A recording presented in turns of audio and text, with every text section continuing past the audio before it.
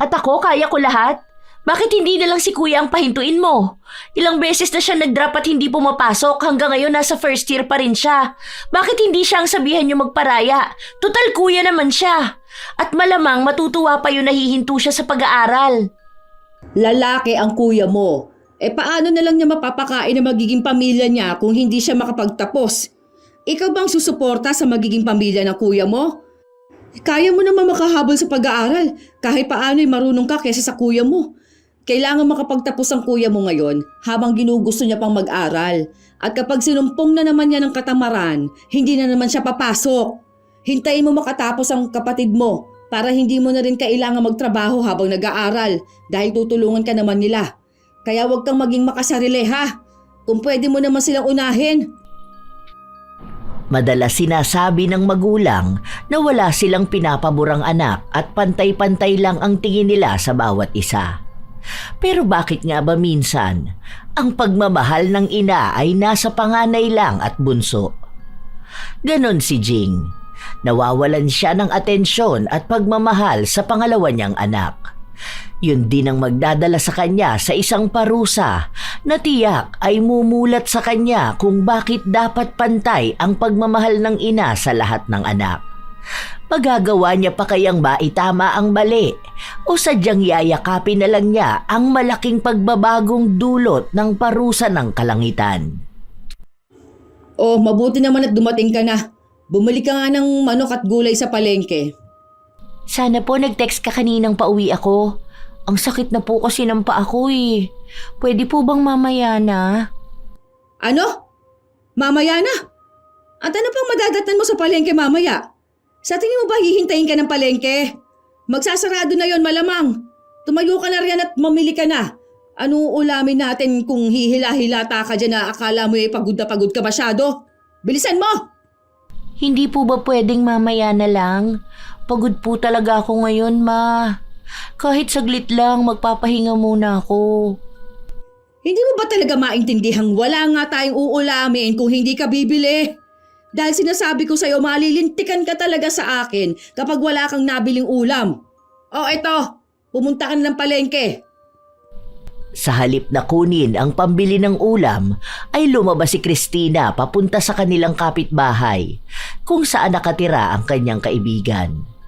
Pinagsasabay ni Christina ang pag-aaral at pagtatrabaho para may maipangtusto sa sarili. Dagdag na ring tulong para sa gastusin sa kanilang paaralan.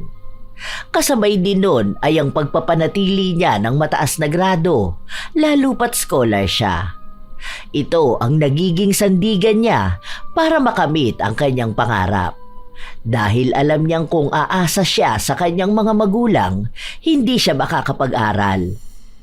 Habang magkasama sila ng kanyang kaibigan, hindi niya naiwasan na maglabas ng sama ng loob. Huy, ang aga mo rito ha. Mas nauna ka pa sa may-ari. Dito na muna ako. Hindi naman nagtitingin dito si mama. O bakit? Ano na naman bang ginawa mo? Inuutusan kasi ako na mamili sa palengke. Pang-ulam nga raw namin. Oh, para naman pala sa inyo Bakit magtatago ka rito? Tinatamad ka bang lumabas? Samahan kita para sabay na tayo mamalengke.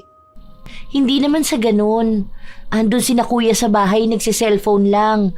Tapos ako, kakagaling ko lang sa trabaho. Masakit pa nga yung paa ko dahil maghapong nakatayo. Nagsiserve sa tao dahil kapag Friday, ang daming tao. Tapos pag uwi ba naman sa bahay, hindi man lang ako makapagpahinga kahit saglit. Ako na rin yung uutusan.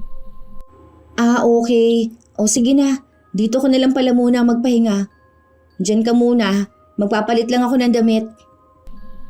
Matapos saglit na magpahinga ay tumulong din ang dalaga na magluto sa bahay ni Lilia. Doon na rin siya nakisabay kumain kasama ang pamilya ng kaibigan. Matagal na silang magkaibigang dalawa kaya para na rin siyang kapamilya kapag naroon siya. Hindi siya itinuturing na ibang tao. Pakiramdam nga ni Christina, mas masaya kapag nasa bahay siya ng iba kaysa sa sarili nilang bahay. Maghahating gabi noong bumalik sa kanilang bahay si Christina dahil alam niyang tulog na ang mga tao ng ganong oras. Dahan-dahan pa niyang binuksan ang pinto at agad lumusot papasok para hindi magising ang ibang natutulog. Kahit kumain na siya, nagbabaka sakali siyang naalala man lang natirhan siya ng pagkain. Sinubukan niyang buksan ang mga nakatakip na kaldero at kahit na loob ng ref ay wala siyang natagpo ang pagkain para sa kanya. Kaya dumiretso na lang siya sa kanyang kwarto para magpahinga. Kinabukasan, habang masarap ang kanyang tulog, Ano, hindi ka pa tatayo dyan? Anong oras ka na naman ba umuwi kagabi, ha? Kababae mong tao, gabi-gabi ka na umuwi. Kung saan-saan ka nagpupunta, dinaig mo pang pokpok. Tumayo ka na dyan. Bakit po? Mamaya pa naman po ang pasok ko Maaga pa naman po. Alas 8 pa lang Prinsesa ka ba rito sa bahay? Tumayo ka na nga at maghugas ng plato. Tambak na naman ang hugasin sa lababo. Bumangon ka na nga dyan. Tadyakan pa kita eh. Kahapon po ang toka ko. Si Carla na po ngayon. Kagabi pang hugasin yon. O anong tingin mo? Kami maghuhugas niyan, ha? Pinapabili ka ng ulam, hindi ka bumili. O anong gusto mo? Hindi kami kakain dahil sa'yo. Aba naman. Bilisan mo kumilos at na makapagluto na ako ng agahan. Kukupad-kupad ka dyan. Akala ko po kasi hindi kayo nakakain kasi walang pagkain sa mesa. Walang tinira sa akin. Hindi ka hihintayin ng pagkain. Wala ka rito, kaya wag mong asahan na may madadatnan ka. Gusto mong tirahan ka namin, hindi ka nga mautusan. Aba, Christina, mahiya ka naman sa amin, hoy. Anong gusto mo? Pag uwi mo, handa na pagkain mo at pagsisilbihan ka pa namin? Mama mo ko, hindi ka tulong. Ay siya, bumangon ka dyan at kumilos ka na. Ang tamad-tamad dito. wala nang nagawa pa ang dalaga kundi ang sumunod. Matapos nilang mag-agahan, nag-ayos na rin si Christina para pumasok sa trabaho. Ang kanya namang kuya ay tambay sa computer shop, lalo na kapag wala itong klase. Habang ang bunso naman nilang kapatid, minsan ay nasa labas o kaya naman ay nasa kwarto lang maghapon. Malambing ang bunso nilang babae sa kanilang ama, kaya naman siguro madalas paboran nito at kahit anong luho ay handang ibigay. At dahil nag-iisang lalaki ang panganay, sadyang laging pinagbibigyan ng kanilang ina. Kahit pa nga 3 beses na itong umulit sa pag-aaral at hindi makaalis sa unang taon sa kolehiyo, pilit pa ring pinupursige na makatapos. Pero sadyang walang hilig sa pag-aaral ang kuya ni Christina dahil kung hindi sa computer shop ang tambay, nasa loob lang ng bahay at naglalaro naman sa cellphone. Sadyang sa 3 magkakapatid, si Christina ang walang kakampi. Ang walang may paborito. Ilang araw pa ang lumipas, nagkasalubong ang 2 magkaibigan habang may bitbit na 2 galon si Christina na iigiban niya para sa inumin nila. Sa tuwing nagkikita sila, alam na ni Lilia ang lalabas sa bibig ng kaibigan. Sama ng loob sa kanyang pamilya. Hindi man lang mautusan ni Mama si Kuya. Paano sinasabi niya takot daw sa tao? Kaya ikaw ang magbibitbit niyang iigibin mo? Be, babae ka. Kung kami nga sa bahay nagpapadeliver. Sanay naman na ako. 2 lang kasi itong iigibin ko kaya walang free delivery. Kung hindi ko naman to gagawin, di pare-pareho kaming uhaw, di ba? Hindi naman pwedeng inumin yung sa gripo. Ikaw nag-iigib niyan. Dapat iyo lang. Uminom sila sa gripo. Hindi rin pwede. Nagloloko kasi siya ni Kuya kapag sa gripo kinuha. Oh, bakit hindi na lang siya ang pag-igibin ninyo? Lahat na lang ikaw ang gumagawa Yaan mo na. Andito naman na rin ako Ay, ewan ko sa'yo. Isabay mo na nga lang yan sa amin, kesa naman magbuhat ka pa. Ang layo-layo niya, no? Sa bahay mo na lang yan kunin, total lagi ka naman nasa amin. Hayaan mo na lang muna sina kuya mo. Tara, dun ka na muna sa bahay tumambay. Hindi ka kargador, ano? Mamaya magkalus-lus ka pa dyan Nakakahiya naman.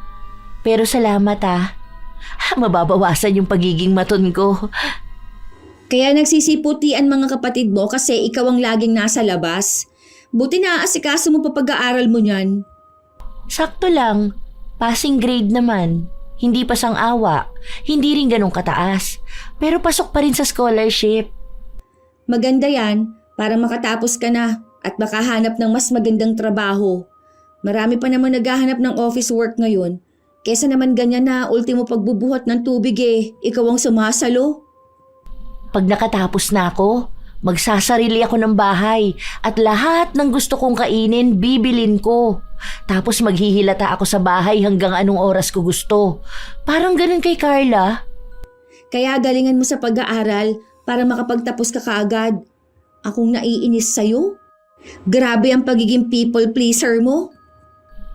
Pagka-uwi ni Christina, naabutan niya si Carlo na naglalambing sa kanilang ina na mistulang nagpapakisuyo para dagdagan ang perang binibigay sa kanya.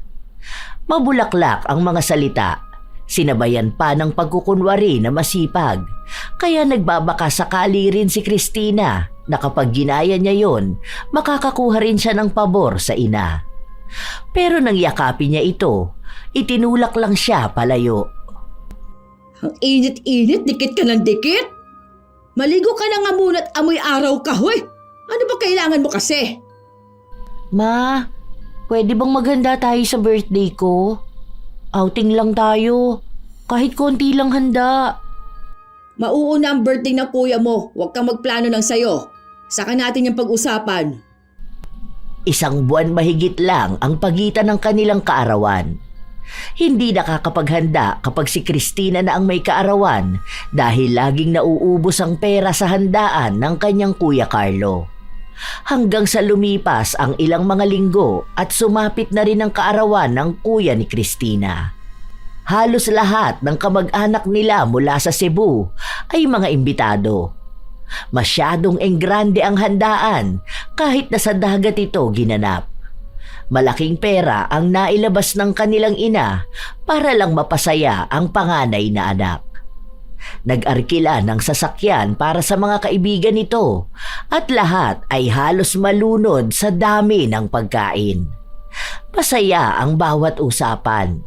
Walang ibang nangyari kundi ang pagbibida ni Jing sa kanyang panganay na anak na mistula bang isa itong tao na sobrang daming karangalan na natamo sa buhay.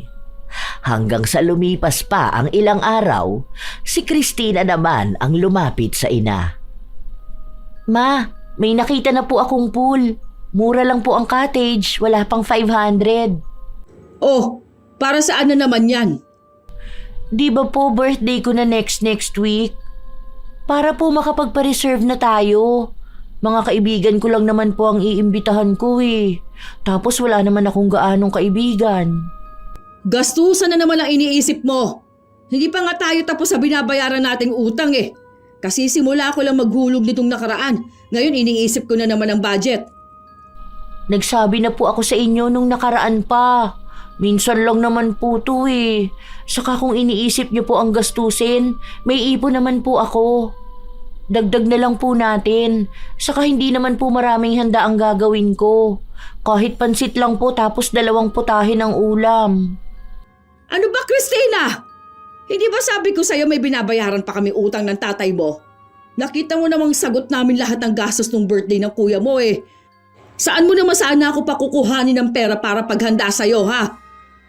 Hindi naman po malaking handaan ang hinihingi ko eh. 4 lang naman po ang mga kaibigang iimbitahan ko tapos tayo-tayo lang po. Hindi ko naman kailangan ng malaking handaan. Hindi naman ganun kay kuya o kay Carla. Mas mabuti pang ibigay mo na lang sa akin yung perang ipanggagastos mo sa birthday mo. Para naman kahit pa paano mabawasan ang iniisip ko pambayad sa utang natin. Sa halip na tulungan mo ko eh. Gusto mo pang dagdagan ang problema ko. Pera ko naman po ang gagamitin ko. Pinag-ipunan ko pa po yun. Ang tagal na po kasi nung huling naghanda tayo na birthday ko. Naaalala ko, 15 pa lang po ako nun eh. Magto-21 na po ako.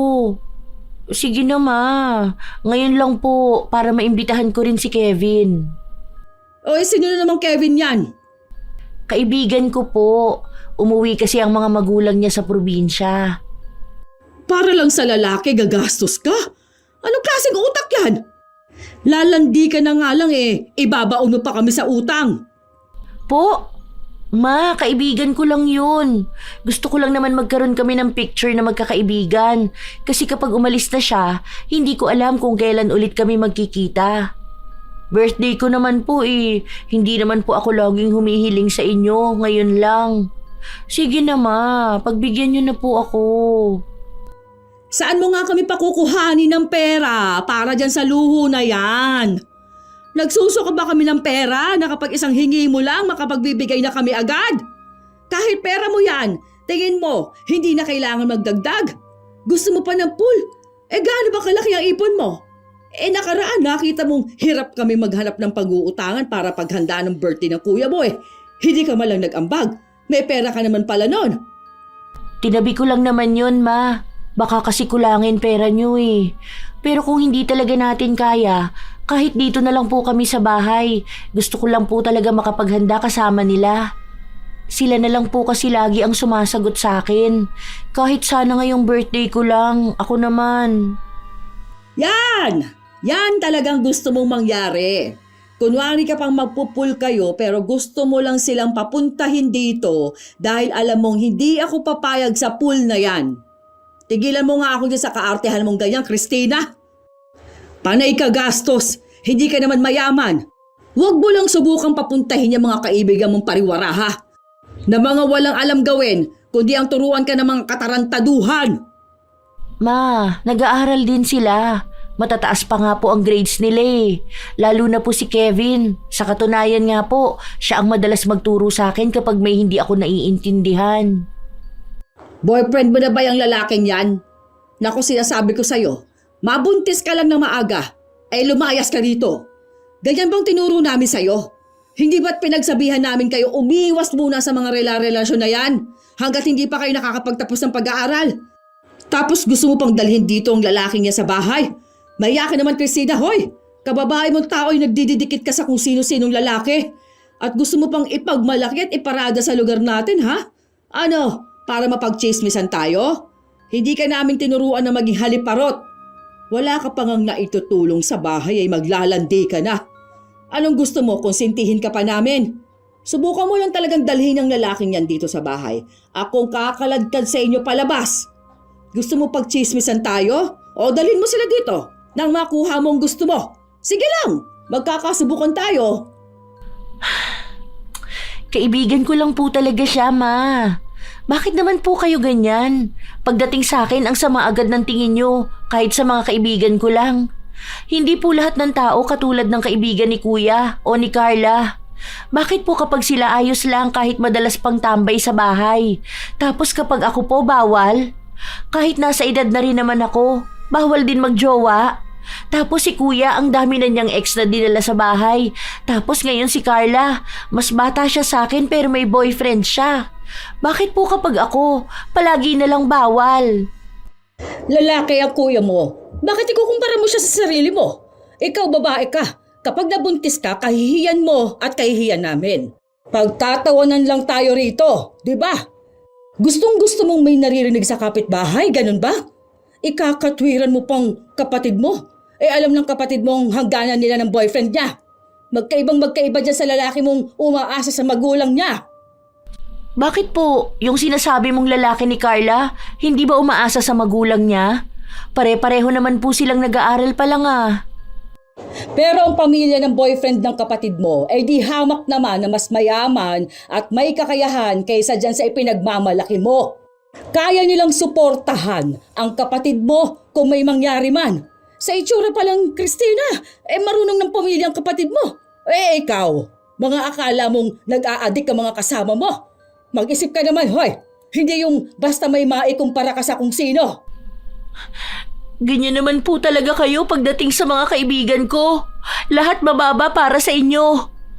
Pagdating sa akin, laging may mali. Parang lagi nyo pinaparamdam sa akin na wala ako na ibigay na ikasasaya nyo, kundi puro na lang problema. Sabihin na natin hindi sila ganun kayaman. Kaya nga po kahit maliit na salo-salo lang ayos na kami. Basta may mapagsaluhan sa birthday ko. Pero kahit anong pakiusap ko ayaw nyo. Sa kanila isang lambing lang bigay agad. Ako lait lang naririnig ko. Hindi mo ako makukuha dyan sa katramahan mo, ha? Alam mo sa sarili mong pantay lang ang tingin ko sa inyo. Intindihin mo kami, hindi yung ganyan ka. Kung ipagpipilitan mo yung gusto mong handaan, maghanda ka, pero wala kang mahihinging pera sa amin ng tatay mo. Ang tigas ng ulo mo, sinabi nang wala kaming hawak at malaki pa ang utang natin hindi ka makaintindi. Nag-aaral ka pero wala kang utak. Hindi na nakapagsalita pa ang dalaga dahil agad na lumabas ng bahay si Jing. Nang sumunod na linggo, nakuha rin ni Christina ang handaang gusto niya kahit isinabay lang ito sa kaarawan ng nobyo ni Lilia. Salamat ate. Ngayon lang ulit ako nakapaghanda ng birthday ko. Bigay ko na lang ang bag ko para dito sa cottage saka sa pagkain ha. Hoy, ano ka ba? Maliit na bagay lang to. Kung tutuusin, late na nga ng ilang araw para masabing celebration mo to, no? Okay na ang foods, saka cottage. Pero yung entrance yung lahat hindi ko nasagot ha. KKB tayo doon, okay? Isa pa, yung perang ibibigay mo, ipangdagdag mo na lang sa pang-araw-araw mo. Alam ko namang hindi ka binibigyan ng allowance ng mama mo. Ay, oo nga pala. Hindi talaga sila susunod. Ayaw nilang sumama ate. Ang alam kasi nila birthday ng jowa mo. Hindi ko naman kasi talaga birthday to. Nakisabay na nga lang ako. Nakakahiya naman mag-imbita ng marami. 'Di ba? Tapos wala naman akong ambag. Ewan ko ba dyan sa mama mo? Ang laki nung handaan ng kuya mo pero pagdating sa'yo, maski sana pansit lang no, tsaka ulam. Hindi pa mapaghandaan. Kung hindi ko lang kayo kilala, pagkakamalan kong ampon ka dahil sa trato nila sa'yo Pinaglutuan ka ba ng mama mo noong Biyernes? Baka naman kahit man lang pansit as in wala. Nagluto naman ng pansit panghapunan. Pwede na yun. At least meron. Masaya na ako dun. Oo na, kasiyahan mo naman yan. Alangan kontrahin ko pa no. Ikaw naman ang anak niya at hindi ako. Pero kasi nakakainis lang Ay nako, pumunta ka na nga sa mga kaibigan mo. Baka may masabi pa akong hindi maganda sa mama mo. Baka sa akin ka pa magalit. Baka tayo pa mag-away. Kaya napagkakamalang ate kita kasi ang bait-bait mo sa akin. Love you ate. Ang alam lang ni Christina ay masaya siya. Masayang nakikipaglaro sa pool kasama ang mga kaibigan. Buong araw, puro lang siya pagtawa. Nakakagaan ang kalooban kahit pa hindi niya kasama ang kanyang pamilya. Pag-uwi niya ng bahay, sumalubong sa kanya ang tambak na hugasin. Tinapos na muna niya ito bago siya nagpahinga. Kinabukasan, pagka-uwi galing trabaho, may hinahanap si Christina na folder na ang tanda niya ay inilapag niya sa taas ng divider. Nang tanungin niya ang kanyang kuya, sinabi lang sa kanya nito na ang huli niyang nakitang may hawak noon ay ang kanilang ina. Ma, saan niyo po nilagay yung papel sa taas? Yung naka-folder tapos makapal? Pinandingas ko na. Nakatiwangwang lang dyan Sakto wala akong makitang pandingas. Ha? Ma, project ko yun. Kailangan naming i-report yun bukas Bakit niyo naman po pinandingas? Iniwan mo lang dyan Akala ko bang hindi mo nakakailanganin. Tinanong ko pa sa kuya mo, sabi niya hindi niya alam para saan yan Sa hindi na kita matanong dahil nagmamadali na rin akong magluto Gutom na kasi ang kuya mo. Kasi nga ma, sa akin yun. Ano po bang alam ni kuya lagi nga yung walang alam. Pangalan ko ang nakalagay dun. Bakit sa kanya nyo tatanungin? Siya po ba ang may-ari? Sana sa akin nyo tinanong. Hindi yung basta-basta kayo nagsusunog. Malay ko bang kakailanganin mo pa yon? Bakit kasi kung saan-saan mo iniiwan? Tapos sisisihin mo ako sa pagiging burara mo? Kung itinabi mo sana yon, hindi ko makikita at magagamit na pangdingas. Nasa trabaho ako, ma. Ay, naku. Report ko yun Babagsak ako pag hindi kami nakapag-report. Bakit nyo kasi pinakialaman, ma? Nakatabi naman kasi yun. Ikaw ang burara dyan. Kung sana tinabi mo, hindi namin mapapakialaman. Maghahanap ka pa ng masisisi mo. Sa susunod matuto kang magsinop ng gamit mo. Nasa tabi nga po ng mga gamit ni Kuya. Paano naging burara? Naman, uulitin ko pa ulit lahat yun. Nasa kaklase ko pa naman ang files. Bukas na ang reporting niyan. Nakakainis naman nakikialam kasi kayo. Anong gusto mong gawin ko? Hindi ko na may babalik ang nasunog na. Bakit hindi mo nalang puntahan yung kaklase mong yan? Kaysa nakikipagdiskusyonan ka rito. Walang magagawa yung pagngangawa mo. Sa halip na gumawa ng paraan yan ang alam mong gawin. Hanapin mo sa likod. May natira pa yatang ilang papel dyan. Itinabi mo sa gamit ng kuya mo magtataka ka bakit napangdinga samantalang hindi ka naman dati naglalagay ng gamit mo dyan. Ikaw ang may kasalanan yan. Pero yung kay Kuya hindi nyo pinapakialaman at kayo pa ang nag-aayos. Yung akin lang ginamit nyo pang dingas. Hindi na po ba ako pwedeng maglagay dyan? Nawiwili ka na sumagot sa akin, ganun ba ha? Hinahayaan kita kasi akong nakagamit pero hindi ibig sabihin nun pwede mo na akong sagot-sagutin. Hindi ka na marunong gumalang dahil lang sa buwisit na papel na yan. Hoy, Christina, mama mo pa rin ako ha? Ang galing-galing mo mga tuwiran. Ganyan bang itinuturo sa iyo sa pinapasukan mong eskwelahan? Mas mabuti pa nga yatang huwag ka na lang mag-aral ano? Porket pinagbibigyan ka lagi at maluwag sa'yo, pwede mo na akong bastusin? Kung hindi mo yan isinama sa gamit ng kuya mo at itinabi mo na lang, wala kang magiging problema ngayon. Kung ginamit mo lang niya utak mo, hindi ka maghahanap ngayon. Kapag gamit ko ang nakalabas, burara. Kapag kay Kuya, okay lang kasi matagal niya nang nilalagay doon. Napaka-unfair naman nun. Ano bang kasalanan ko? Bakit laging ganito? Bakit laging ako na lang? Lumayas ka! Hindi ba masyado akong masama sa'yo, ha? Minamaltrato kita, di ba? Pwes, lumayas ka! Maghanap ka ng bago mong magulang! Doon ka! Nang hindi gumalaw si Christina ay siya namang hila ng ginang sa kanyang anak palabas ng bahay at sabay sarado nito ng pinto. Marahang naglakad si Christina papunta kina Lilia. Nakatingin naman sa kanya ang iba nilang mga kapitbahay. Pinilit na lang ng dalaga na magpakatatag at mabuti na lang may computer sa bahay ng kaibigan kaya doon siya nakagawa. Halos ilang araw na ring nakikituloy ang dalaga sa bahay ng kanyang kaibigan. Kung talagang hindi mo kayang tiisin ng mama mo, hindi naman kita pinipigilang umuwi, no? Nakaraang araw ka pa nagmumukmuk dyan Hindi ka rin naman pinupuntahan dito ng mama mo. Napapagod na ako sa bahay. Napapagod na akong intindihin si Mama. Kapag sila Kuya siguro yun, susuyuin niya lang sila. Buti pang nandito ko, hindi ko kailangang mga pa. Nakakainis na lang na palaging ganon kahit mga bata pa kami. Ganyan sila lagi. Pero alam naman nating dalawa na kahit anong galit mo, hindi mo kayang tiisin ng mama mo. Natapos mo naman ang project nyo at ayos na rin naman. At ikaw na rin naman nagsabi na ganyan lagi ang mama mo. Edi wala na tayong magagawa doon. Ano pa nga ba? Wala namang ibang may mali lagi kundi ako. Nagpasya si Christina na umuwi, kung saan naabutan pa niya ang ina na naglalabas ng basura. Mabuti naman na isipan mo umuwi. O baka naman kukuhanin mo lang ang damit mo. Baka gusto mo pang magtagal dyan sa konsentidora mong kaibigan. Hindi po ba kayo ang nagpalaya sa akin? Sige, sagutin mo lang ako at hindi ka na makakabalik dito. Hindi nagsalita pabalik ang bata sa takot na mapahiya ulit. Tumulong ka na sa loob. Ayusin mo yung pananalita mo sa akin, ha? Sa susunod, ayoko may marinig pa ako sa'yo, ha? Ang tatay mo nang gumawa ng gawaing bahay mo. Kababae mong tao hindi ka nauwi sa tamang oras. Panay ka gala sa labas. Sa susunod na linggo aalis kami ng kuya mo. Saan kayo pupunta?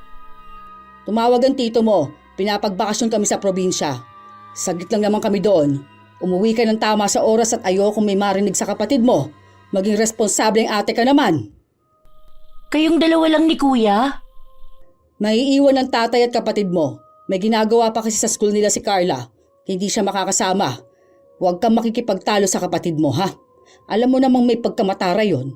Huwag mo siyang simulan at kayong dalawa lang maiiwan. Baka pagbalik ko malaman ko na lang nagsabunutan kayo. Hindi naman ako ang nagsisimula Kung tumutulong sana yung tamad na yan, hindi naman kami magtatalo. Ano ka mo? May sinasabi ka ba dyan? Ano yan binubulong-bulong mo? Wala po. Wala po to. Ilang araw pa ang lumipas, nanatili pa rin sa kanilang bahay ang dalaga. Doon pa rin siya umuuwi. Hanggang sa isang araw, pag-uwi niya ay naabutan niya ang ina na nag-eempake na ng gamit nito. Ma, sama ako. Wala naman na po akong pasok. Pwede na akong sumama sa inyo. Hindi nga pwede. Kulang ng pampamasahe natin. Isa lang ang kaya ko maisasama. Isang beses pa lang po yata ako nakasama doon. Lagi na lang si kuya ang sinasama mo. Baka pwedeng ako naman ngayon, ma. Dagdagan nyo na lang ako para sa pamasahe. May hawak pa naman ako rito. At anong gagawin mo doon? Alam mo namang isang kwarto lang ang matutulugan namin, di ba? Tsaka napag-usapan na namin to ng tatay mo. O isa nyo na lang ang mag-aasikaso ng bahay kung sasama ka rin. Tsaka lalaki ang kuya mo kaya matutulungan niya ako sa mga bitbitin ko pa uwi. Eh maiwan ka na rito at na may maitulong ka pa. Hindi naman gala ang gagawin namin dun eh. Bibisita lang kami sa mga lolo't lola ninyo pati sa iba pa natin mga kamag-anak. Nagbubuhat din naman ako. Kaya ko kayong tulungan. Para makilala ko rin ang iba nating kamag-anak. Sina Kuya at Carla lang halos kilala nila. Kahit nga po kapag bumibisita dito, hindi nila ako makilala. Baka nga po kapag nakasalubong ko sila, baka daanan lang nila ako. Huwag ka nang matigas ang ulo, ha? Hindi papakita ko sa kanilang mukha mo. Dadagdag isipin ka lang sa akin eh. Maiwan ka na lang dito kasama ng tatay at ng kapatid mo. Mas maaasahan ka pa rito. Ma, sige na po. Ako na lang ang isama nyo. Bantayan mo na lang ang kapatid mo at tulungan mo ang tatay mo sa gawain niya rito. Nagkakaintindihan ba tayo? Ha? Huwag ka namang ulit.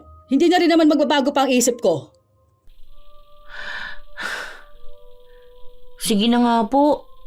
Pasalubungan nyo na lang po pala ako. Ganun na lang. Kahit anong gusto mo, uuwian na lang kita. Makinig ka lang sa tatay mo palagi at huwag kang magpapasaway. 2 linggo ring wala sa kanilang bahay ang kanilang ina. Kaya ang lahat ng gawaing bahay ay naiwan kay Christina.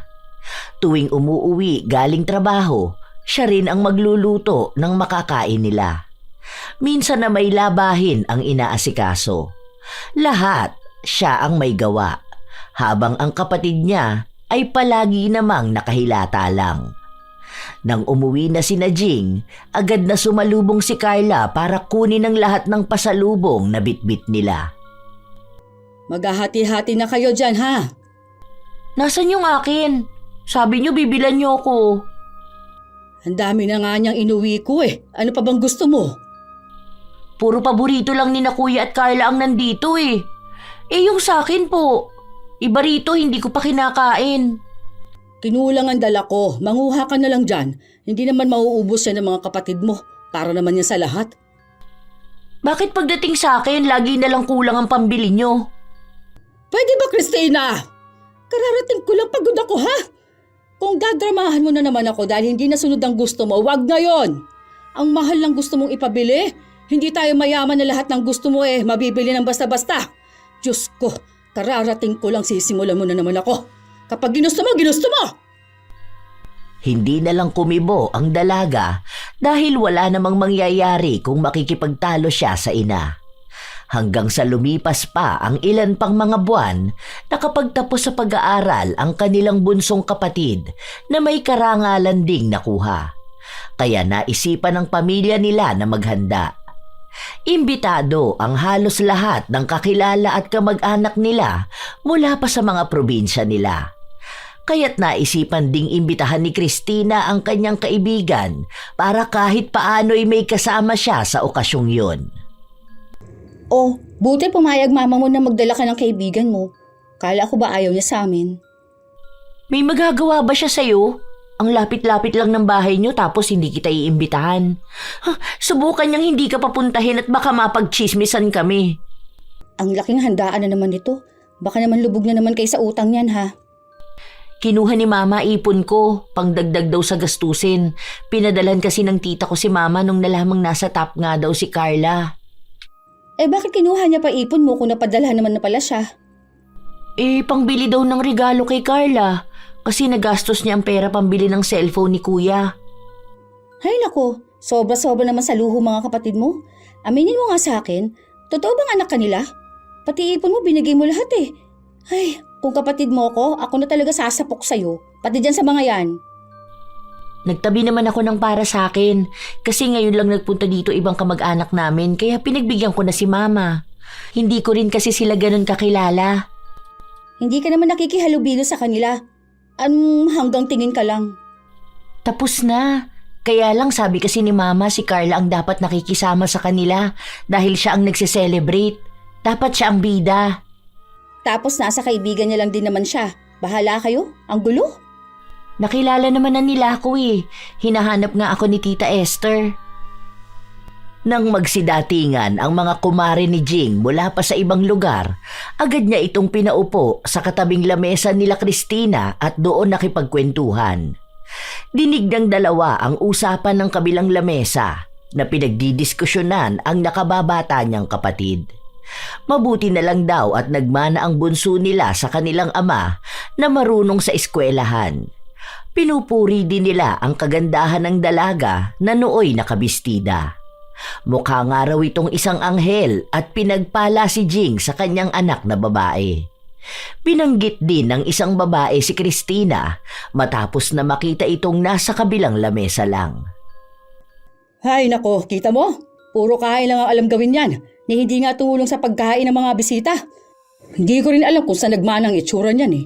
Baka sa parte ng tatay niya o kaya doon sa iba namin kamag-anak. Ang itim-itim, laging tambay sa labasan kaya ayan, nasunog. Tigas-tigas naman kasi ng ulo niyan. Magpapangalawang taon pa nga lang yan sa kolehiyo eh, samantala mag-21 anyos na. Eh yung panganay ko siguro ang kahawig ko. Ayun o, sa loob ng sala, medyo mahiyain lang kasi yon. Pero napaka-masunuring bata. Ang bait no, natanglambing. Ang ibang nakikinig naman ay sumasang-ayon lang sa ginang habang panay ang puri sa mga kapatid ni Christina. Pinahinto niyo ako tapos ako pa rin ang may kasalanan. Sige na, ako na ang pangit sa pamilyang to. Naku, wag mo nilang pansinin. Ikaw naman, hindi ka pa nasanay sa mama mo. Alam mo namang makapanganay yan, no? Dito pa kasi tayo umupo eh.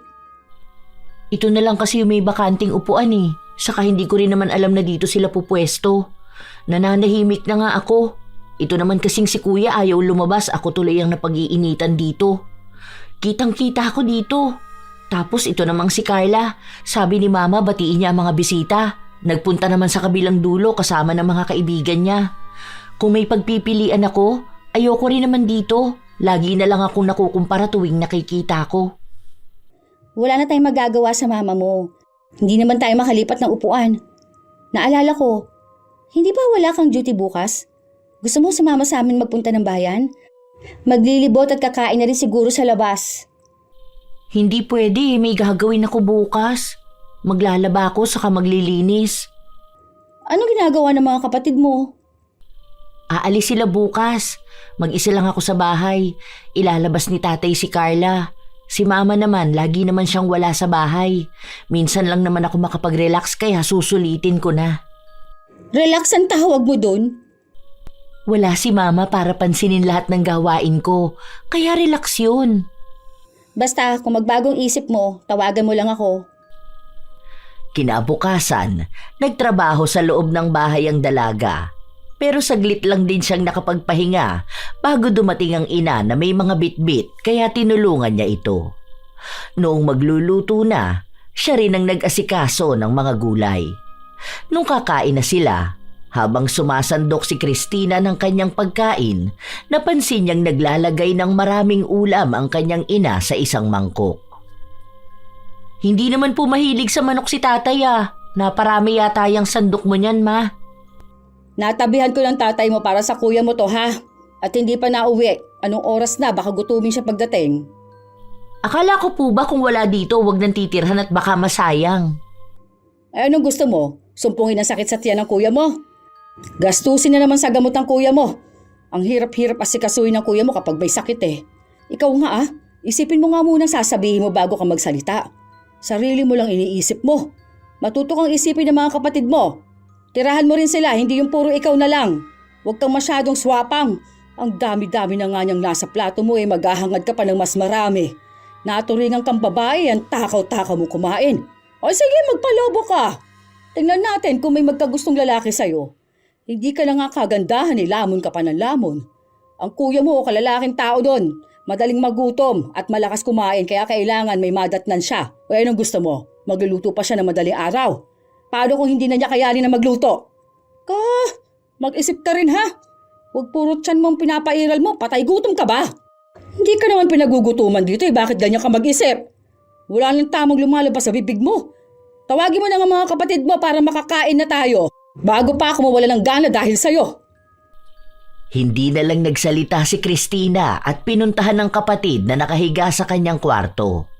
Masama man ang loob niya habang kumakain ay hindi niya na lang sinabi dahil alam niya rin namang pagsasabihan at pagagalitan lang siya ng kanyang ina. Isang araw, habang nagwawalis sa bakuran si Christina, ay narinig niya lang sumisigaw ang kapatid niya na kung hindi lang din naman daw ito makakapag-aral sa gusto niyang universidad, hindi na lang siya mag-aaral. At hindi ito magtitiis at makikipagsiksikan sa maliit na bahay na yon ng panghabang buhay kasama ang kanilang ina. Anak, masyado naman kasing malayo ang gusto mong puntahan. Saan mo naman kami pakukuhanin ng malaking pera? Sa tuition pa lang kukulangin na tayo. Baka pwede ka na lang mamili sa mas malapit dito. Sa halip na makausap ng maayos si Carla, sumigaw lang na dapat gawan nila ng paraan, kasabay pa ang paghahagis ng gamit. Itinulak pa nito si Jing, kaya agad na lumapit si Christina para itayo ang ina. Ma, okay ka lang? Teka, uminom ka po ng tubig. Magtatrabaho na muna siguro ako sa kakilala ko para makapag-ipon ako ng tuition ng kapatid mo.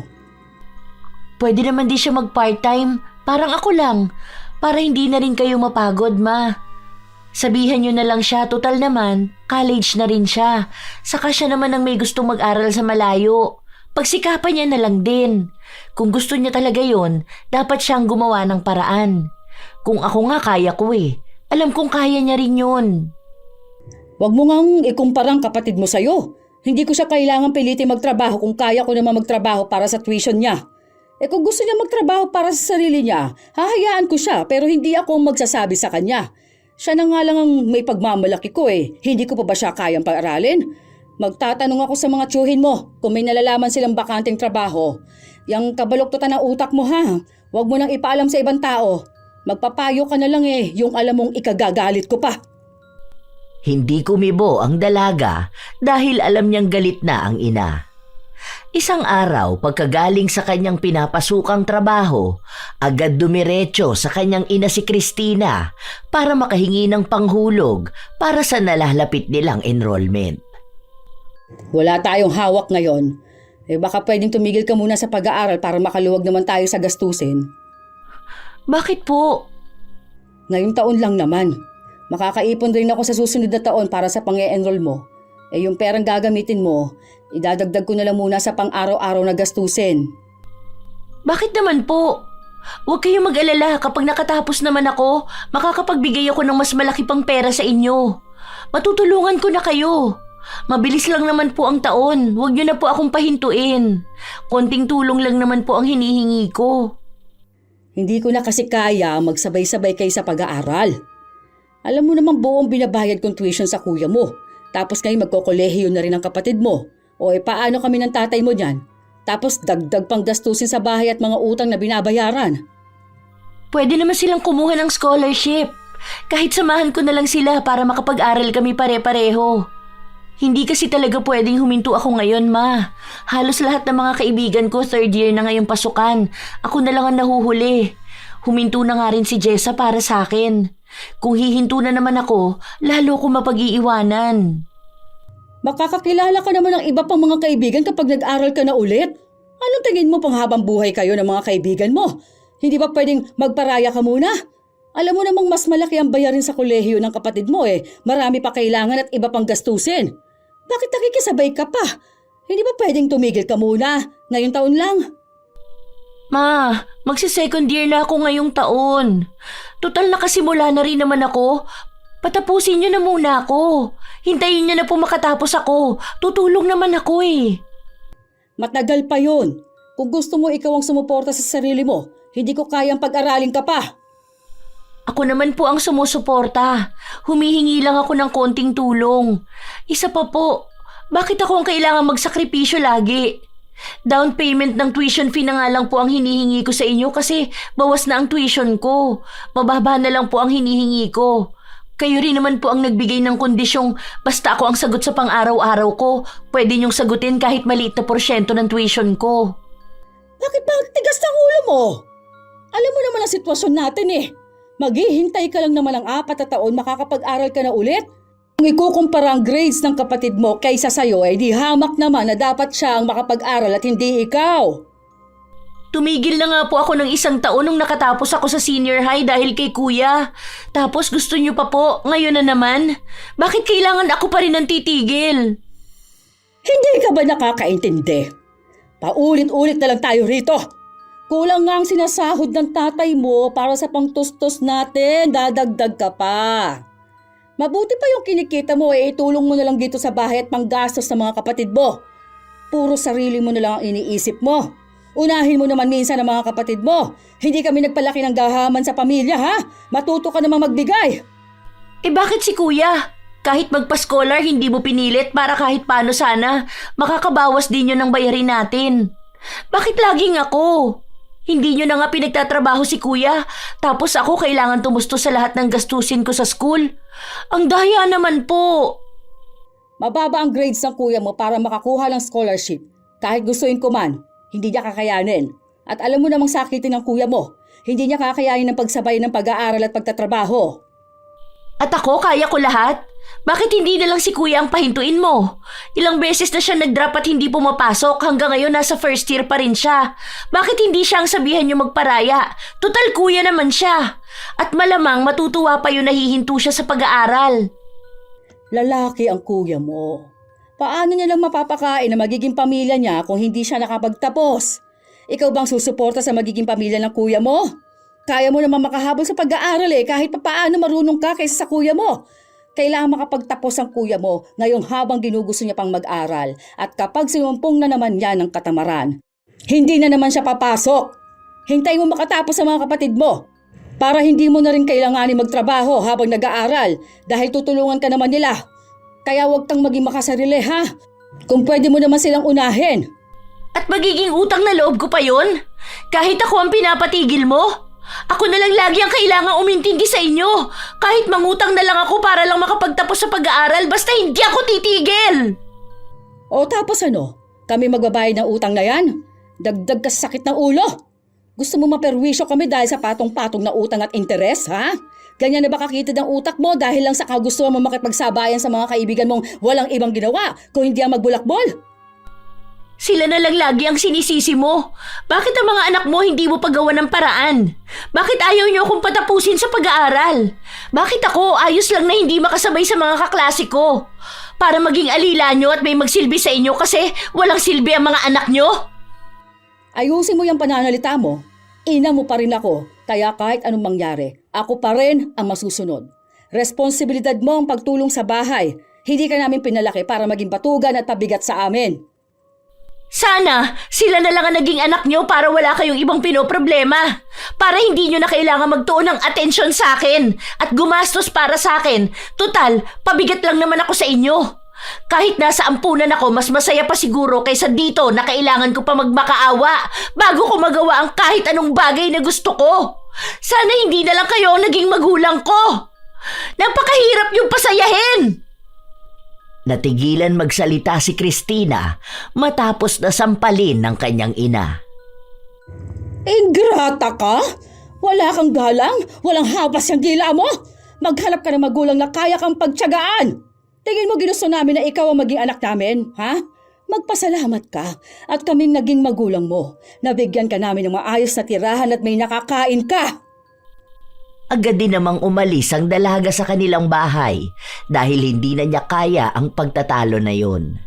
Sa bahay ng kaibigan niya muna siya nagpalipas ng sama ng loob.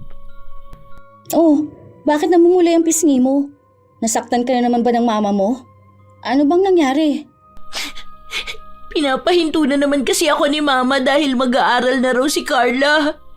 Nasampal niya ako. Gusto niya magparaya ako. Eh paano naman ako? Gusto ko na rin makapagtapos at makahanap ng maayos na trabaho at sariling bahay na malayo dito. Wala ba akong sariling buhay at pangarap? May gusto rin naman ako marating sa buhay, hindi yung nagsisilbi ako at nagpupunas ng mesa. Bakit laging ako ang kailangan magsakripisyo? Kahit sa gawaing bahay, ako pa rin ang kailangan gumawa. Si kuya na laging nakatambay lang sa bahay, hindi niya inuutusan. Si Carla wala ring ginagawa. Matalino daw kasi kaya ayos lang para makapag-focus sa pag-aaral. Pero bakit ako? Responsibilidad ko na lahat yun. Kung hindi pala nila ako kayang buhayin, sana pinamigay na lang nila ako kaysa ganito ang ipaparamdam nila sa akin. Ayoko na talaga. Napapagod na ako. Hindi ko alam kung papayag ka. Desisyon mo naman yung buhay mo eh. Baka kailangan umiwas ka muna. Gusto mo, sumama ka na lang sa amin? Saan kayo pupunta? Sa susunod na buwan kasi lilipat na ako sa Pampanga.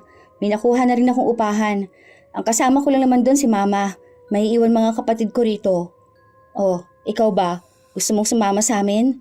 Mas maraming trabaho doon at may mga magagandang universidad kaysa rito. Marami ka ring mapagpipilian kaysa naman nandito ka. Nagtitiis na ginaganyan ka lang, di ba? Tayong tatlo na lang ang magsama. May sariling inuupahan naman ng boyfriend ko kaya hindi ka maiilang.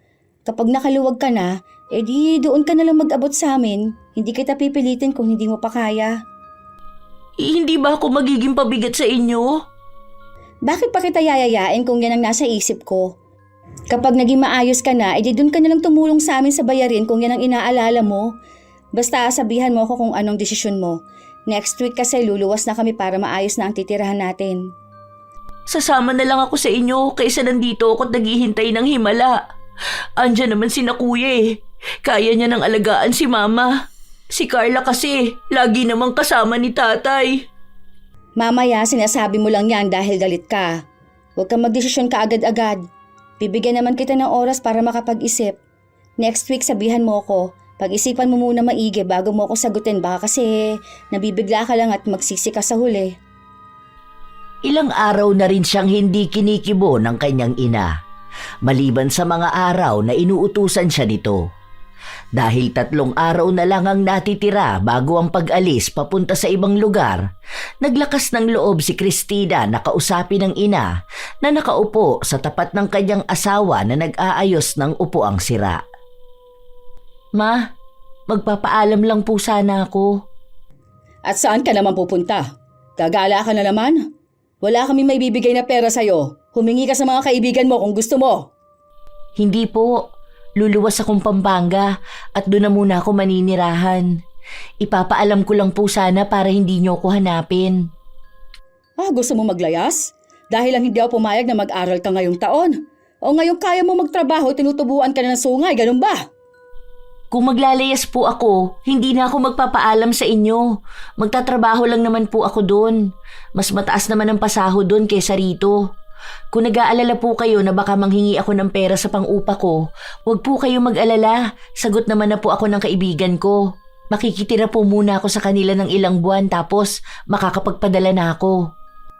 Mas gugustuhin mo makitira at magbukang pulubi kaysa ang dito na lang magtrabaho at tumulong sa amin. Ha? O anong pinamumukha mo sa ibang tao na hindi ka namin kayang buhayin? O bakit? Hindi ka ba namin napapakain ng tama sa oras? Minamaltrato ka ba namin? Sumagot ka! Ma, trabaho ang ipupunta ko ron. Ano naman pong masama kung magsarili ako? Nasa tamang edad na rin naman po ako eh. Basta hindi ka pwedeng umalis. Tapos ang usapan. Matapos hindi payagan ng kanyang ina si Cristina, ay hindi niya na muling binanggit ang tungkol sa kanyang pag-alis. Pero nagdesisyon pa rin siyang sumama sa kanyang kaibigan papunta sa kabilang bayan. Gabi bago sila umalis ay naabutan ng kanyang ina na nag-iempake ng kanyang gamit si Cristina. Hindi ba sabi ko sa'yo hindi ako sang-ayon sa pagsama mo dyan sa kaibigan mo? Ha? Ano? Ganyan na lang ba katigas sa ulo mo at hindi ka na marunong makinig sa amin? Nagpaalam na po ako kay tatay at pumayag naman siya. Magtatrabaho lang naman po ako doon. Uuwi-uwi rin naman po ako. Oportunidad na po to para sa akin. Pwes hindi ako pumapayag. May mga trabaho naman dito, bakit kailangan pang mag-ibang lugar? Sino lang ang tutulong sa akin kung aalis ka ng bahay? Andiyan naman po si na kuya eh. May ticket na rin po ako. Hayaan nyo nang makaalis ako. Pagkakataon ko na po makakuha ng mas maayos na trabaho. Saka magpapadala naman po ako ng pera kapag makaluwag na ako. Akala mo ba, hindi ko alam ang nasa isip mo?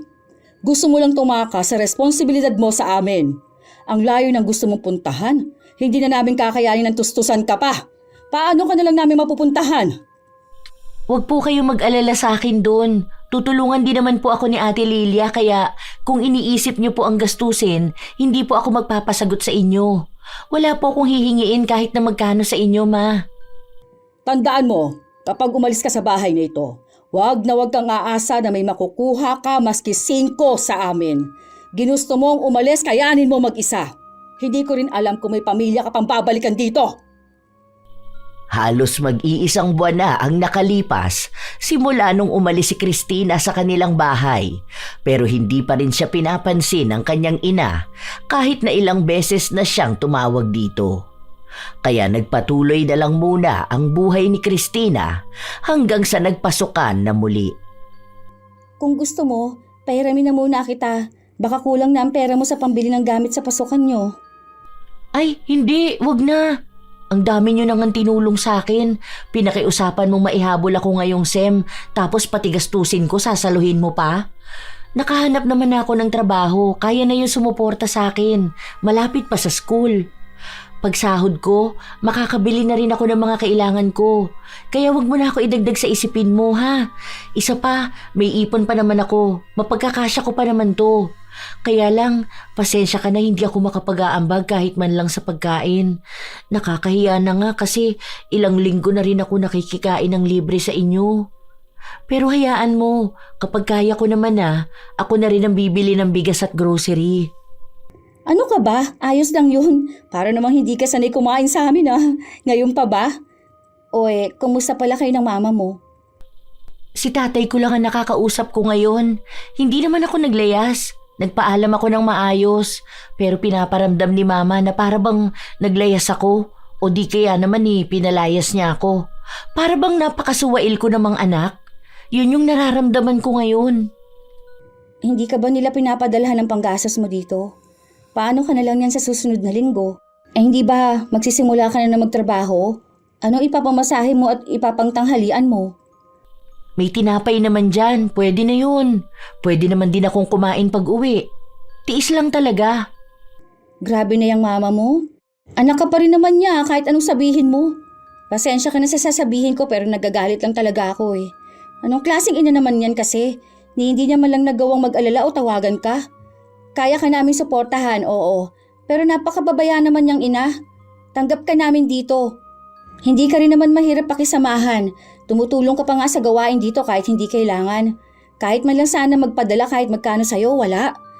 Napaka-unfair niya sa'yo. Masyado niyang pinaparamdam na talagang paborito niya ang mga kapatid mo. Mabait ka lang talaga Alam mo yon, hindi ka inggitera. Kasi kung nagkataon, hindi ko alam kung anong kahihinatnan niya. Nakakainis siyang mama mo. Sana nga maging mabuti ang mga paborito niyang anak sa kanya. Kahapon kasi kausap ko lang si ate. Narinig ko na nag-dorm daw si Carla samantalang ikaw dito, kailangan pang magtrabaho para lang may makain ka. Lahat ng kailangan niya ginastosan at binili ng mama mo. Ay ewan ko talaga kung anong mangyari kapag nakarma yan sila sa sobrang unfair nila sa'yo. Lagi naman siyang ganyan pagdating sa kanila. Sanay na ako. Kaya nga sumama na lang ako sa inyo dahil ganyan. Kahit sumama ang loob ko, wala naman akong magagawa. Kapag si kuya ang ginabing umuwi, madalas tinatabihan niya na agad ng pagkain kahit nakaunti na lang ang matira sa amin. Bakit hindi mo sabihin sa tatay mo yan? Para naman kahit papaano siya magbigay sa'yo. Si tatay kay Carla nakatuon ng pansin. Halos lahat ng natitirang pera niya, kay Carla niya na naibibigay. Kung manghingi man ako, kay mama niya na lang ako pinapakiusap. Kaso laging nauubos ang pera niya kay kuya pa lang. Hayaan mo na sila. Bakit mo ba sila naaalala? Wala lang. Kasi napatawag nga si ate ko. Ayun, napag-usapan namin na para daw kasing hindi ka tumutulong sa mga kapatid mo. Kailangan daw nila ng allowance. Kinulang daw kasi ang hawak nilang pera sa dami ng gamit na kinailangan ng kapatid mo. Nagtatanong siya kung kumusta ka na dito at kung nakahanap ka raw ba ng trabaho para daw naghihintay ng padala mo yung pamilya mo doon sa inyo. Mabuti na lang at nandito na ako. Kahit anong gawin ko kasi doon, wala pa rin. Nahihirapan na akong suyuin sila.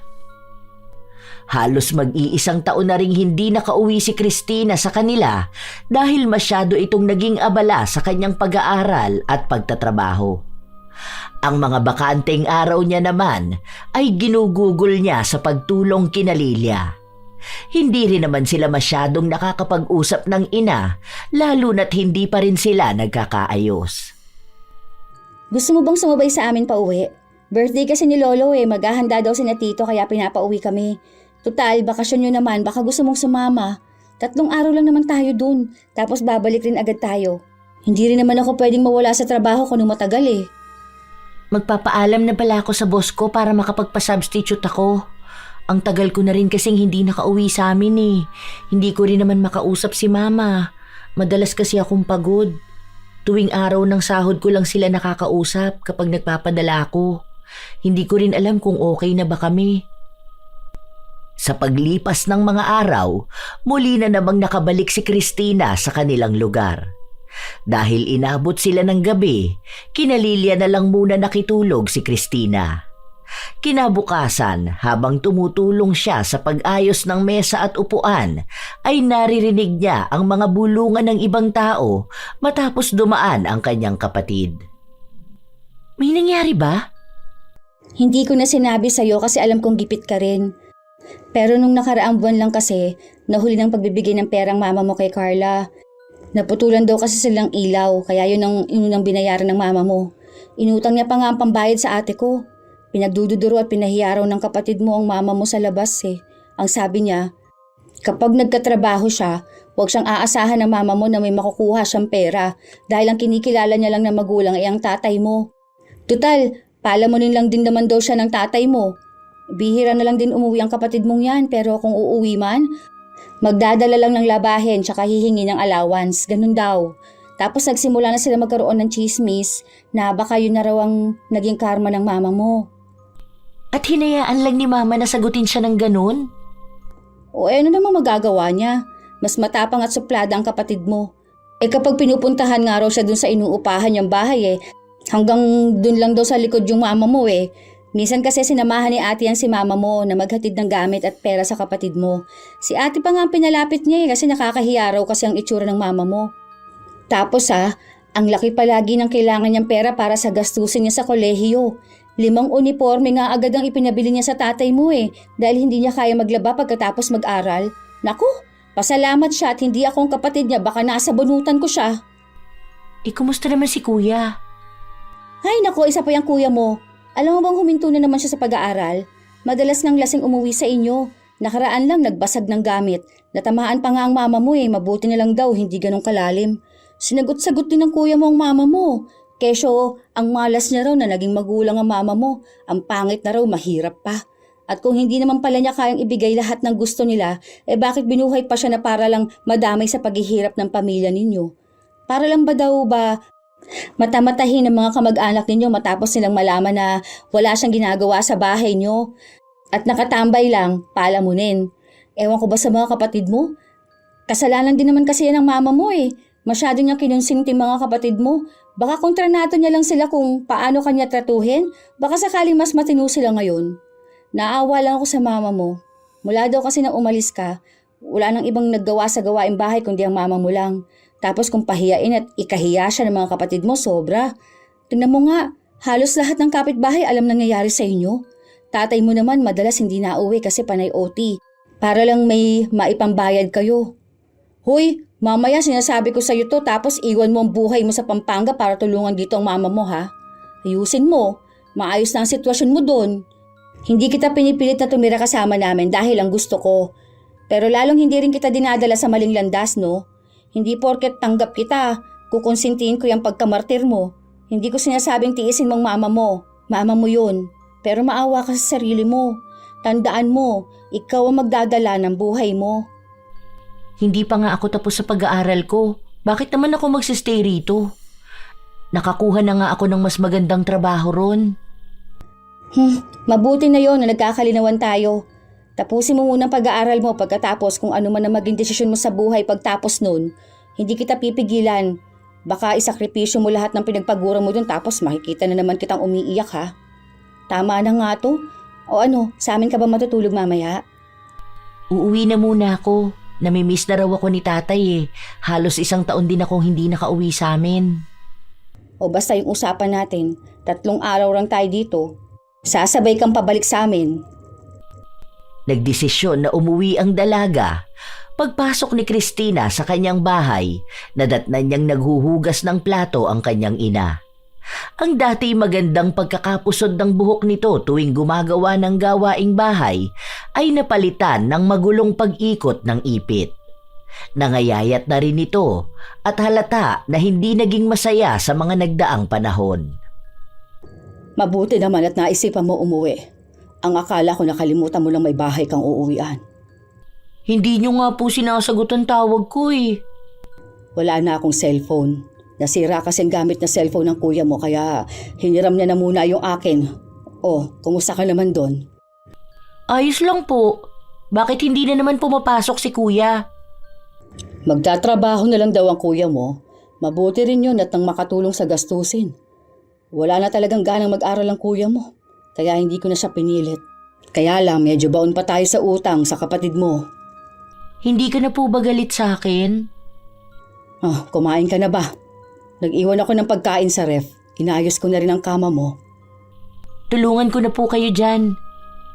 Wag na, kumain ka na lang. Mabuti pa nga noong nandito ka kahit paano may kasama ako sa paggawa ng gawaing bahay. Sabi ko naman po kasi sa inyo, utusan nyo rin sila eh. Napakatamad ng mga kapatid mo. Madalas lang akong makarinig ng hindi maganda sa kuya mo.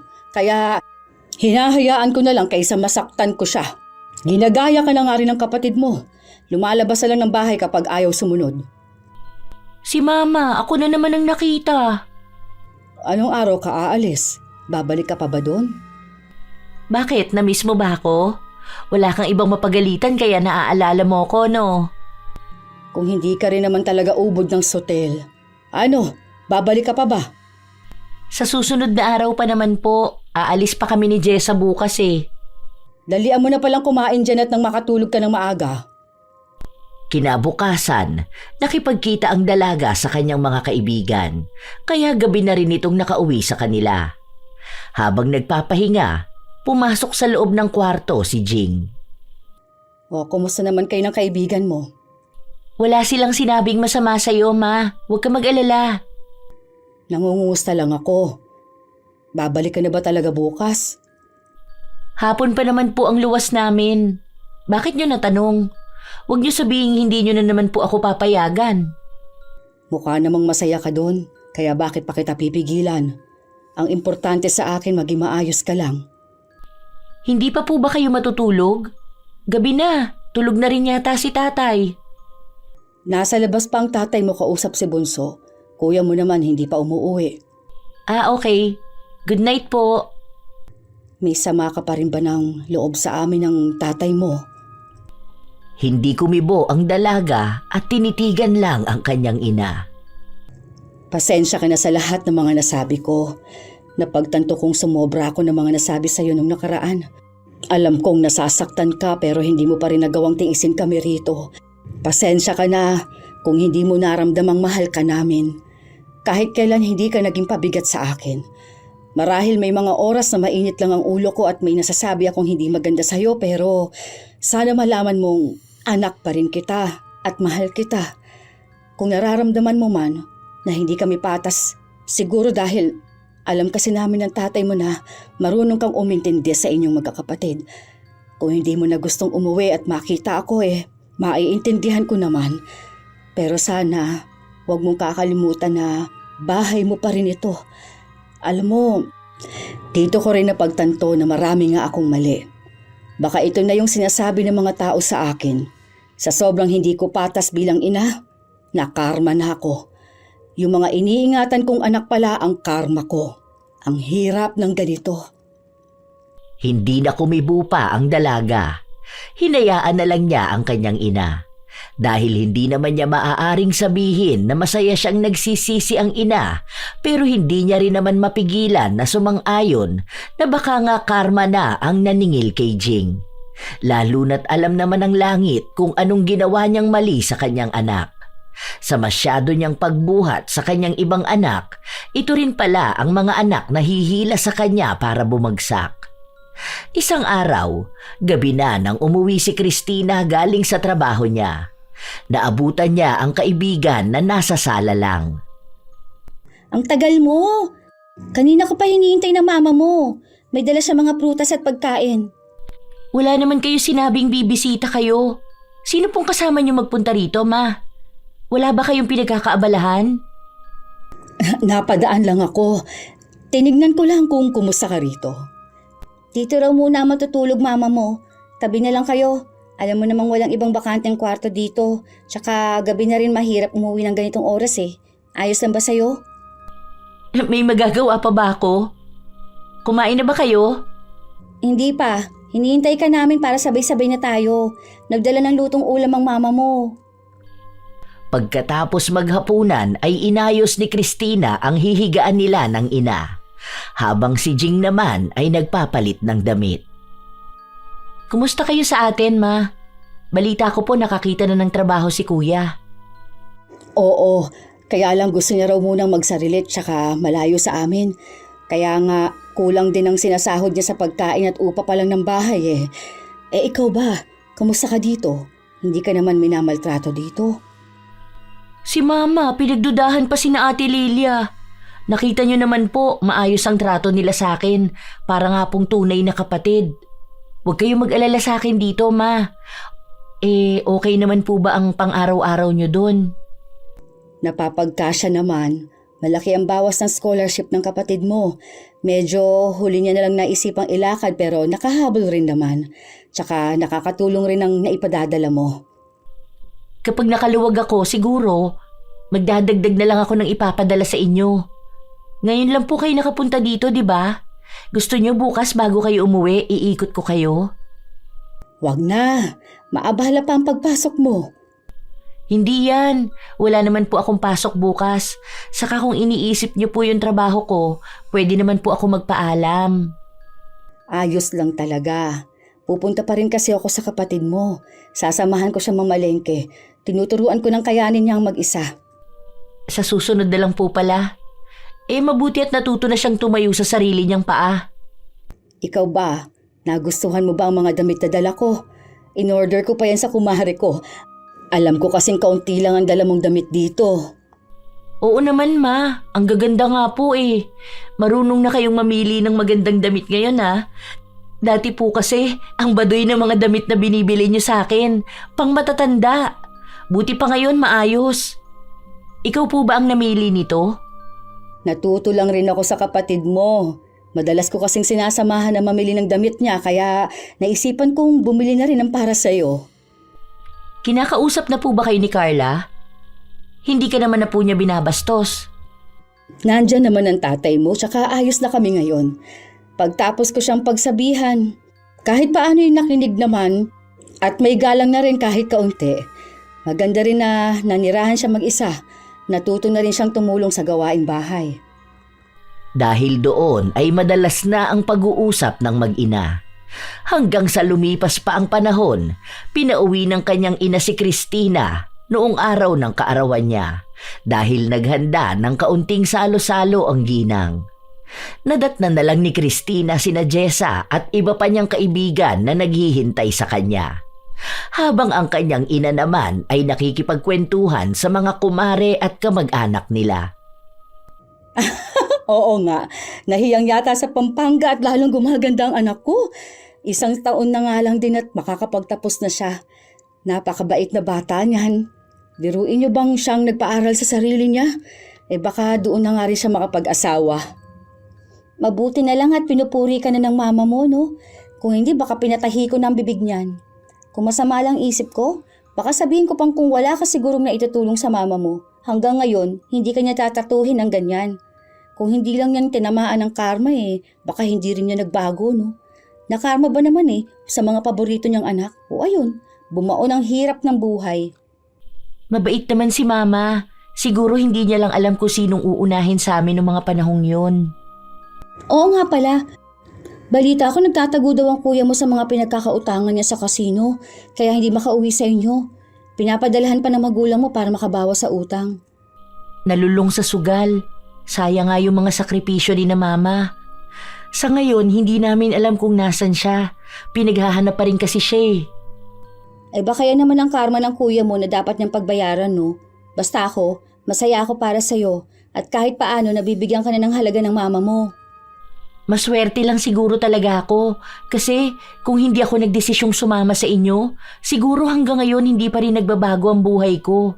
Maswerte ako kasi binigyan mo ko ng chance. Thank you ha. Hayaan mo, makakabawi rin ako sa'yo. Ang drama mo naman. Pero mas dapat ka magpasalamat sa sarili mo kasi nagdesisyon kang baguhin ang buhay mo. Ang hinanakit sa puso ni Christina ay naghihilom na makalipas ang panahon. Naging maayos na rin ang relasyon nilang mag-ina. Hindi man inabot ng mahabang suyuan pero naroon na ang pagpaparamdam ni Jing ng pagmamahal sa kanyang anak. Nagpatuloy ang buhay ni Christina sa malayo, kasama pa rin si Lilia at doon na rin siya nakakilala ng lalaking lubos naman ang pagmamahal sa kanya. Kahit na nagkaayos na ang mag-ina, si Jing naman ay nagbabayad pa rin ng kanyang mga pagkakamali. Ang karma na pumataw sa kanya ay hindi na lumubay pa. Lalo na ang problema sa panganay niyang anak na patuloy pa rin ginagawa ang kasalanan. At ang bunsong anak na hindi pa rin tuluyang kontrolado. Minsan talaga, ang pagbabayad ng karma ay hindi madaling mawala, lalo na kung nakatatak na sa langit ang pagkakamaling nagawa. Minsan talaga, may mga magulang na hindi nila alam na may paborito na silang anak. Hindi man nila sinasadya, halata ito sa paraan ng kanilang pagpabor sa mga salitang mas magaan kapag para sa isa at sa mga salitang mas mabigat kapag para sa iba. Ang iba'y ipinagtatanggol kahit mali, habang ang isa naman ay kailangang magpaliwanag kahit wala namang kasalanan. Sa ganitong sitwasyon, unti-unting nabubuo sa puso ng anak ang maraming hinanakit. Ang tahanan ay dapat maging lugar ng kalinga, hindi kompetisyon. Ang mga anak ay hindi dapat pinag-aagawan ang atensyon ng magulang dahil tungkulin ng magulang na iparamdam na pantay ang pagmamahal sa lahat. Sana'y maunawaan ng mga magulang na ang mga anak ay may kanya-kanyang paraan ng pagpapakita ng pagmamahal at hindi dapat ikumpara ang isa sa iba. Tandaan na ang pagiging mabuting magulang ay hindi nasusukat kung paano mo nagagawang bigyan ng pansin ang iisang anak, kundi ang pagbibigay ng pantay na pagmamahal sa bawat isa. Karamihan sa mga magulang, aminin man natin o hindi, ay meron silang mga paboritong anak na mas madalas nilang nabibigyan ng aruga, atensyon at pagmamahal. Madalas sa maliliit na bagay tulad ng pasalubong o kahit simpleng yakap galing sa kanila, maswerte ang mga napapaboran, pero paano naman ang ibang napapag-iwanan? Kayo ba mga apo? Minsan nyo na rin ba itong napagdaanan? At kung kayo man ay may sariling karanasan katulad ng ating bagong kwento, maaari nyo itong ibahagi at nais kong mabasa. Naway may natutunan din kayong aral. Shout out sa ilan sa mga masusugid na tagapakinig ng mga istorya ni Lola Telang. Joseph Apego, Mary Jane Rico, KMM ng Hong Kong, Vivian Baterbonia, Danilo Candido Jr., Karen Joy Aranda, Nana, Mirna Alfaro, Melanie Braza, Lorena Morate, Jeneline Jacobe, Florence Joyce Ferras, Flordelisa Galang, Jocelyn Balangkit, Michelle Okumura. Shout out din sa inyo, Myla Palo, Ronald Lamis, Geraldine Narbasa, Gina Gia Tinga, Mariz Medrano, Mabel 2021, Ramil Fariolin, Ann Pundano, Emmanuel Escobel, Charmaine Ebon, Ami Pacana, Teresa Balino, Joy ng Bahrain, Jaylin TV, Mem De Los Santos. Shout out din sa inyo mga solid kong apo, Razon Yao, Mil Rose De Mate, Jaime Constantino, Pureza Tagiwalo, Gaminil Francisco at sa kanyang asawang si Dadanil Francisco, Arvid Shane Hoiberg Channel, Irish Abela Tuazon, Mike James Tapak, Will Maleses, Leonisa Cobo, Jenny Suzuki, Sydney Crosswind, Supladang Pasaway, Lovely Rose Roa at Princess Rain Roa Alawami, Kimpoy Feliciano, Hazel Fiesta, Marida Lightworker, Gia Gigi, Francisco Deng, Jeremy Saranillo Francisco, Matt Sarol, Mel Santarita, Esteli Reyes at sa Reyes family ng Marikina City, AJ Chua, Vicky Yabut, Roy Lacandalo, Josefina Fuelias, Maria Lee Nakagawa, Elise Padilla, Lynn Hasegawa, Lydia Lopez, Lance MBB, Rosalina Bugayong, Ami Yong, Angelina Ignacio, Ray Galedo at sa Galedo family ng Kabuyaw, Laguna, Roslyn Mangilin, Cherry May Libiran, Ami Bag. Ito ang inyong Lola Telang at maraming salamat sa palagi ninyong pakikinig mga apo.